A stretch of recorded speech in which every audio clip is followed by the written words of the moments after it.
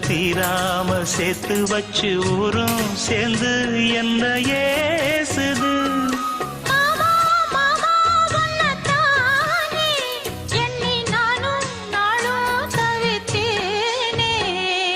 கூண்டுக்குள்ள என்ன வச்சு கூடி நின்ன ஊரை விட்டு கூண்டுக்குள்ள போனதென்ன கோலக்கிளியே.